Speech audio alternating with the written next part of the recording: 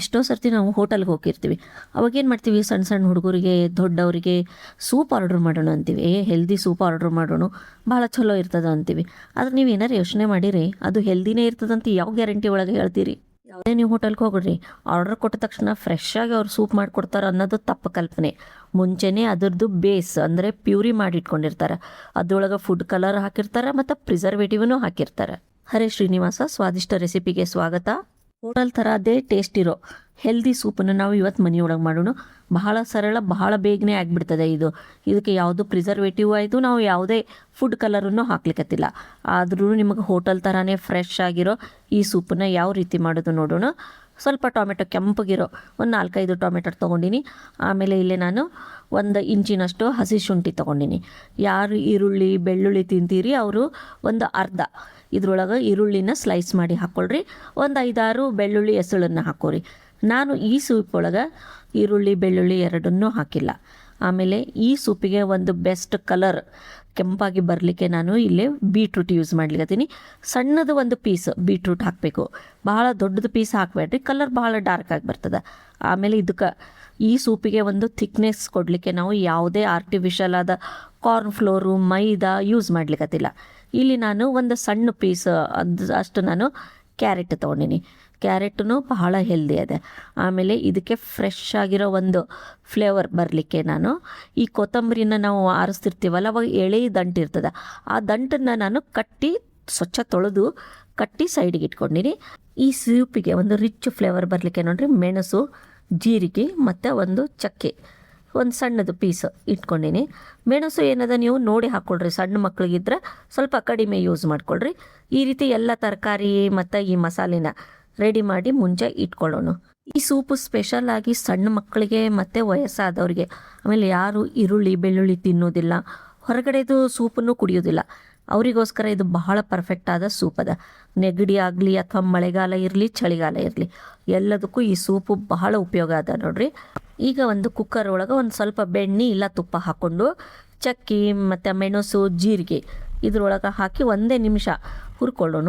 ಆಮೇಲೆ ನಾವೇನು ಇವಾಗ ಹೆಚ್ಚಿಟ್ಕೊಂಡಿರೋ ಎಲ್ಲ ತರಕಾರಿ ಹಸಿ ಶುಂಠಿ, ಕ್ಯಾರೆಟು, ಟೊಮೆಟೊ ಹಾಕೋಣ. ಆಮೇಲೆ ನೀವು ಬೇಕಾದ್ರೆ ಈರುಳ್ಳಿ ಬೆಳ್ಳುಳ್ಳಿನ ಇವಾಗನೇ ಸ್ಲೈಸ್ ಮಾಡಿ ಹಾಕೋಬೋದು. ಟೊಮೆಟೊ ಯಾವಾಗಲೂ ತೊಗೋಬೇಕಾದಾಗ ಚೆಂದ ಕೆಂಪಗಿರೋ ಟೊಮೆಟೊ ತೊಗೊಳ್ರಿ, ಸ್ವಚ್ಛ ತೊಳೆದು ಆಮೇಲೆ ಅದನ್ನು ಈ ರೀತಿ ನಾವು ಸ್ಲೈಸ್ ಮಾಡಿಸ್ಕೊಳ್ಳೋಣ.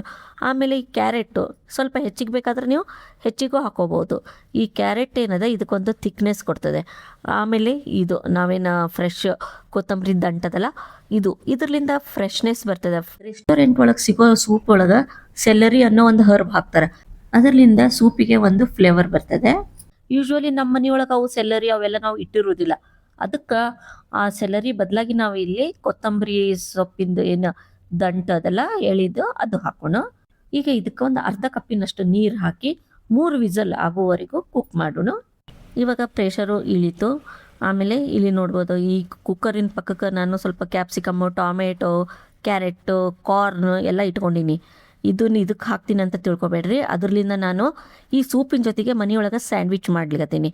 ಆ ಸ್ಯಾಂಡ್ವಿಚದ್ದು ರೆಸಿಪಿ ಏನದಲ್ಲ ನಾನು ಮುಂದೆ ನೆಕ್ಸ್ಟ್ ವಿಡಿಯೋದಾಗ ನಾನು ಶೇರ್ ಮಾಡ್ತೀನಿ. ಯಾಕಂದ್ರೆ ಇದ್ರೊಳಗೆ ಶೇರ್ ಮಾಡಿದ್ರೆ ಬಹಳ ಲೆಂದಿ ವಿಡಿಯೋ ಆಗ್ತದೆ.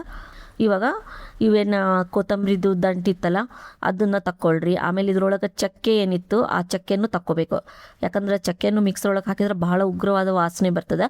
ಜಸ್ಟ್ ನಾನು ಫ್ಲೇವರ್ ಇರಲಿ ಅಂಥೇಳಿ ನಾವು ಚಕ್ಕೆ ಹಾಕಿದ್ವಲ್ಲ.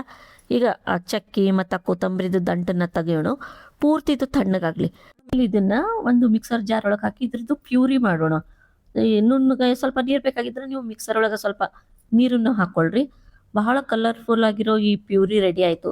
ಇದ್ರೊಳಗೆ ನೋಡ್ಬೋದು ನೀವು ಯಾವುದೋ ಆರ್ಟಿಫಿಷಿಯಲ್ ನಾವು ಕಲರ್ ಹಾಕಿಲ್ಲ. ಇವಾಗ ಇದನ್ನು ಚಂದ ಒಂದು ಸ್ಟ್ರೇನರ್ಲಿಂದ ಸೋಸ್ಕೊಳ್ಳೋಣ, ಯಾಕಂದ್ರೆ ನಾವು ಮಿಕ್ಸರ್ದಾಗ ಹಾಕಿದ ಕೆಲವು ದಪ್ಪ ದಪ್ಪ ಪೀಸ್ಗಳೂ ಇರ್ತಾವೆ ಇದ್ರಾಗ.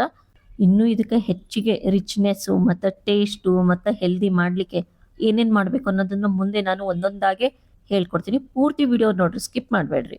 ಕಲರ್ಫುಲ್ ಆಗಿರೋ ಈ ಸೂಪಿಂದು ಪ್ಯೂರಿ ರೆಡಿ ಆಗಿದೆ. ಇದನ್ನು ಒಂದು ಏರ್ ಟೈಟ್ ಬಾಕ್ಸ್ ಒಳಗೆ ಹಾಕಿ ನೀವು ಫ್ರಿಡ್ಜ್ ಒಳಗೆ ಇಡ್ಬೋದು.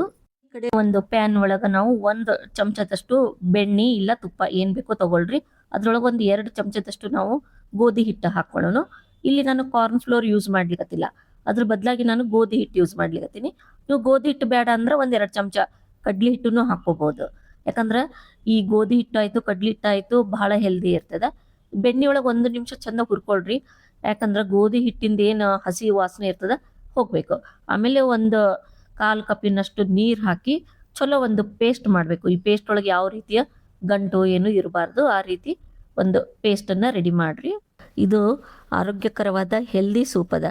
ಮಳೆಗಾಲ ಆಯಿತು, ಚಳಿಗಾಲ ಆಯಿತು, ಯಾವಾಗಾದರೂ ಮನ್ಯಾಗ ಯಾರಿಗಾದ್ರೂ ನೆಗಡಿ ಸುಸ್ತು ಆದ್ರೆ ನೀವು ಈ ಸೂಪನ್ನ ಮಾಡಿ ಎಲ್ಲರಿಗೂ ಕೊಡ್ರಿ. ಎಲ್ಲರಿಗೂ ಬಹಳ ಟೇಸ್ಟಿಯಾಗಿರ್ತದೆ. ಇದನ್ನು ಒಂದು ಸರ್ತಿ ನೀವು ಮನೆಯೊಳಗೆ ಮಾಡ್ಕೊಂಡು ಕುಡಿದ್ರೆ ಹೋಟೆಲಿಂದ ಯಾವುದೇ ಸೂಪನ್ನು ನಿಮ್ಗೆ ಇಷ್ಟ ಆಗೋದಿಲ್ಲ. ಇವಾಗ ಅದ್ರೊಳಗೆ ನಾವು ಮಾಡಿರೋ ಪ್ಯೂರಿ ಹಾಕೋಣ. ಪ್ಯೂರಿ ಬಹಳ ಗಟ್ಟಿ ಇತ್ತು ಅಂದ್ರೆ ಕನ್ಸಿಸ್ಟೆನ್ಸಿ ನೋಡಿಕೊಂಡು ನೀವು ನೀರನ್ನು ಹಾಕ್ಕೊಳ್ರಿ. ಇವಾಗ ಅದನ್ನು ಬಾಯ್ಲ್ ಮಾಡಲಿಕ್ಕೆ ಸೈಡ್ ಇಟ್ಕೊಳ್ಳೋಣ. ಇವಾಗ ಸೂಪ್ ಮೇಲೆ ಹಾಕ್ಕೊಡ್ತಾರಲ್ಲ ಬ್ರೆಡ್ಡಿಂದು ಕ್ರಾಂಟನ್ಸ್, ಅದನ್ನು ಮನೆಯೊಳಗೆ ಮಾಡೋಣ. ಈಗ ಅವರು ಏನು ಮಾಡಿಬಿಟ್ಟಿರ್ತಾರೆ, ಹೋಲ್ಸೇಲ್ ಒಳಗೆ ತಂದಿರ್ತಾರೆ. ಇಲ್ಲ ಮನೆಯೊಳಗೆ ನಿಮ್ಮ ಹತ್ರ ಏನಾದರೂ ರಸ್ಕ್ ಟೋಸ್ಟ್ ಇತ್ತಂದ್ರೆ ಅದನ್ನು ಕೂಡ ನೀವು ಸ್ಕ್ವಯರ್ ಪೀಸ್ ಮಾಡಿ ಮಾಡ್ಕೋಬೋದು.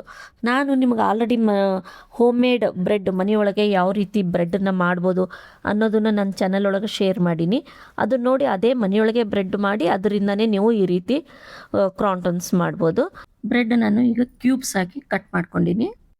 ಒಂದು ಪ್ಯಾನ್ ಒಳಗೆ ಎಲ್ಲ ಈ ಬ್ರೆಡ್ ಪೀಸಸನ್ನು ಹಾಕಿ ಒಂದು 2-3 ಚಮಚದಷ್ಟು ತುಪ್ಪ ಹಾಕೋಣ. ಈ ತುಪ್ಪ ಹಾಕಿ ಇದನ್ನು ಒಂದು ಸ್ವಲ್ಪ ರೋಸ್ಟ್ ಮಾಡಬೇಕು. ಸ್ವಲ್ಪ ಮೀಡಿಯಮ್ ಫ್ಲೇಮ್ ಒಳಗೆ ನೀವು ಚಂದ ಮೇಲೆ ಕೆಳಗೆ ಬ್ರೌನ್ ಮತ್ತು ಕ್ರಿಸ್ಪಿ ಆಗುವವರೆಗೂ ರೋಸ್ಟ್ ಮಾಡಿರಿ. ಈ ರೀತಿ ನೀವು ಮೊದಲೇನೆ ಒಂದಿನ ಮುಂಚೆನೂ ಮಾಡಿಟ್ಕೋಬೋದು. ಮಾರ್ಕೆಟ್ ಒಳಗೆ ರೆಡಿಮೇಡು ಈ ಕ್ರಾಂಟನ್ಸ್ ನಿಮ್ಗೆ ಸಿಗ್ತಾವ. ಇವಾಗ ಈ ಕಡೆ ಸೂಪ್ ಏನದ ಬಾಯ್ಲ್ ಆಗ್ಲಿಕ್ಕತ್ತದ ನೋಡ್ರಿ. ಭಾಳ ಗಟ್ಟಿ ಆಗಿತ್ತು ಅಂತಂದ್ರೆ ಇನ್ನೊಂದು ಸ್ವಲ್ಪ ನೀರು ಹಾಕಿ ಸ್ವಲ್ಪ ತೆಳು ಮತ್ತು ಸ್ವಲ್ಪ ತಿಕ್ಕಿರೋ ಹಂಗೆ ಕನ್ಸಿಸ್ಟೆನ್ಸಿ ಮಾಡ್ಕೊಳ್ರಿ. ರುಚಿಗೆ ಎಷ್ಟು ಬೇಕೋ ಅಷ್ಟು ನೋಡಿ ಉಪ್ಪನ್ನು ಹಾಕ್ರಿ. ಆಮೇಲೆ ಬೇಕು ಅನಿಸಿದ್ರೆ ನೀವು ಇನ್ನೂ ಸ್ವಲ್ಪ ಮೆಣಸಿನ ಪುಡಿ ಹಾಕ್ಬೋದು, ಇಲ್ಲ ಸ್ಕಿಪ್ ಮಾಡ್ಬೋದು. ಆಮೇಲೆ ಟೊಮೆಟೊ ಹುಳಿ ಇರ್ತದೆ, ಅದಕ್ಕೆ ಸ್ವಲ್ಪ ಬ್ಯಾಲೆನ್ಸ್ ಆಗಲಿಕ್ಕೆ ಸ್ವಲ್ಪ ಸಕ್ಕರೆ ಹಾಕಲೇಬೇಕು. ಆಮೇಲೆ ಇಲ್ಲಿ ನಾನು ನಿಮ್ಗೆ ಟ್ವಿಸ್ಟ್ ಹೇಳ್ಕೊಡ್ತೀನಿ. ಇಲ್ಲಿ ನೋಡ್ರಿ, ಈಗ ಯೂಶ್ವಲಿ ಎಲ್ಲರ ಮನೆಯೊಳಗೂ ಟೊಮೆಟೊ ಸಾಸು ಕೆಚಪ್ಪು ತಂದಿಟ್ಟಿರ್ತೀವಲ್ಲ ಮಾರ್ಕೆಟಿಂದು. ಒಂದು ವೇಳೆ ಇದ್ದರೆ 1-2 ಚಮಚದಷ್ಟು ಅದ್ರೊಳಗೆ ಹಾಕ್ರಿ. ಅದರಿಂದ ಕಲರು ಮತ್ತು ಟೇಸ್ಟು ಸ್ವಲ್ಪ ಚೇಂಜ್ ಆಗ್ತದೆ. ಬಟ್ ಹಾಕ್ಲೇಬೇಕಂತ ಏನಿಲ್ಲ, ನೀವು ಬೇಡ ಅಂದ್ರೆ ಸ್ಕಿಪ್ಪು ಮಾಡ್ಬೋದು. ಇವಾಗ ಇದನ್ನು 1 ನಿಮಿಷ ಬಾಯ್ಲ್ ಆಗ್ಲಿಕ್ಕೆ ಬಿಡೋಣ. ಇವಾಗ ಗ್ಯಾಸನ್ನು ಆಫ್ ಮಾಡಿ ಇದಕ್ಕೆ ನಾವು ಫ್ರೆಶ್ ಕ್ರೀಮು ಇಲ್ಲ ಮನೆಯೊಳಗೆ ಒಳಗಿರೋ ಕೆನೆನೇ ಸ್ವಲ್ಪ ಬೀಟ್ ಮಾಡಿ ಹಾಕ್ಬೋದು.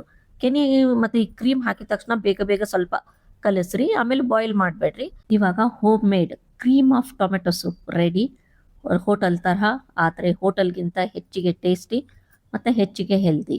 ಇದ್ರ ಜೊತೆ ಸ್ವಲ್ಪ ಕ್ರೀಮು ಕ್ರಾಂಟನ್ಸ್ ಹಾಕಿ ಸರ್ವ್ ಮಾಡಿರಿ. ನಾನು ಇವಾಗ ಸ್ಯಾಂಡ್ವಿಚ್ ಇದ್ರ ಜೊತೆಗೆ ಸರ್ವ್ ಮಾಡ್ತೀನಿ. ಸ್ಯಾಂಡ್ವಿಚ್ ರೆಸಿಪಿ ಬೇಕಾಗಿತ್ತು, ನನ್ನ ಚಾನಲನ್ನು ಸಬ್ಸ್ಕ್ರೈಬ್ ಮಾಡಿರಿ, ಕಾಮೆಂಟ್ಸ್ ಮಾಡಿರಿ, ಲೈಕ್ ಮಾಡಿರಿ ಮತ್ತು ಶೇರ್ ಮಾಡಿರಿ.